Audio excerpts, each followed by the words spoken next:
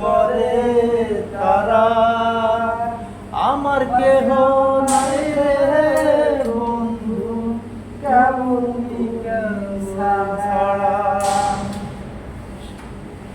সতী নারীর প্রতি যেমন পর্বতের চূড়া, অসৎ নারীর প্রতি তেমন ভাঙ্গা নামের গড়া।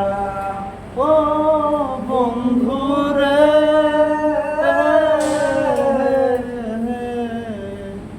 সতী নারীর প্রতি যেমন পর্বতের চূড়া, অসৎ নারীর প্রতি তেমন ভাঙ্গা নামের গোড়া।